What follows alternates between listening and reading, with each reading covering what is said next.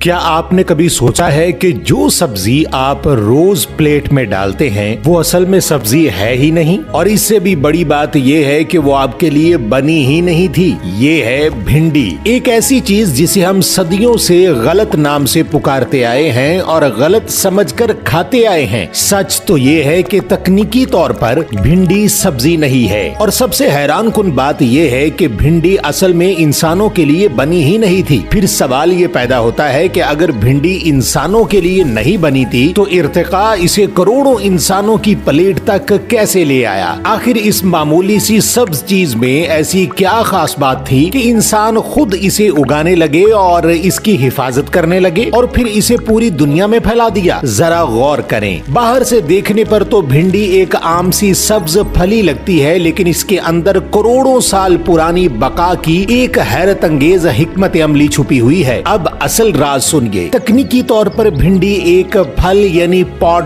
Fruit ہے، پودے کا وہ حصہ جس کے اندر اس کی آئندہ نسل یعنی بیج موجود ہوتے ہیں۔ جس چیز کو کاٹ کر ہم مسالوں میں بھون دیتے ہیں در حقیقت وہ پودے کی اگلی نسل ہوتی ہے، یعنی ہم ہر بار انجانے میں ایک پوری نسل کو پکا کر کھا جاتے ہیں اور ہمیں خبر تک نہیں ہوتی۔ اب ایک اور دلچسپ سوال پیدا ہوتا ہے، اگر بھنڈی کا اصل مقصد اپنے بیجوں کی حفاظت کرنا ہے تو پھر یہ اتنی لیسدار کیوں ہوتی ہے؟ قدرت نے اس کے اندر وہ عجیب سا لیسدار مادہ کیوں پیدا کیا ہے جسے دیکھ کر بہت سے لوگ بھنڈی کھانا پسند بھی نہیں کرتے؟ وجہ یہ ہے کہ یہی لیسدار مادہ اس کی سب سے بڑی طاقت ہے۔ بھنڈی کے اندر ایک خاص قسم کا جیل بنتا ہے جسے میوکیلیج کہتے ہیں۔ یہ کوئی بیکار یا فضول مادہ نہیں بلکہ کروڑوں سال پرانی قدرتی کیمسٹری کا شاہکار ہے۔ یہی مادہ شدید گرمی میں پانی محفوظ رکھنے، بیجوں کو خشک ہونے سے بچانے اور پودے کی بقا کو یقینی بنانے میں اہم کردار ادا کرتا ہے۔ یعنی جو چیز ہمیں پلیٹ میں ناگوار محسوس ہوتی ہے وہی اس پودے کی لائف سپورٹ سسٹم ہے۔ لیکن اب ایک اور حیران کن حقیقت سنیے، انسانوں نے بھنڈی کو صرف اس کے ذائقے کی وجہ سے نہیں اپنایا۔ جدید تحقیق سے معلوم ہوا کہ بھنڈی میں موجود یہی لیسدار فائبر نظام ہضم کی رفتار کو سست کر سکتا ہے، کھانے کے بعد خون میں شوگر کے تیزی سے بڑھنے کے عمل کو کم کر سکتا ہے اور آنتوں میں موجود مفید بیکٹیریا کی خوراک بھی بن سکتا ہے۔ یعنی جو مادہ پودے نے اپنی حفاظت کے لیے بنایا تھا وہی انسانوں کے لیے بھی فائدہ مند ثابت ہوا۔ قدرت نے ایک ہی چیز میں دو الگ الگ مقاصد چھپا دیے، ایک پودے کی بقا کے لیے اور ایک انسان کی صحت کے لیے۔ اور اب آخر میں ایک ایسا سوال جو سوچنے پر مجبور کر دے، کیا انسانوں نے بھنڈی کو منتخب کیا یا پھر بھنڈی نے اپنی بقا کے لیے انسانوں کو اپنا ذریعہ بنا لیا؟ کیا آپ کو بھنڈی کی اس حقیقت کے بارے میں پہلے معلوم تھا؟ کمنٹس میں ضرور بتائیں اور مزید ایسی معلوماتی ویڈیوز کے لیے پیج کو فالو ضرور کر لیں۔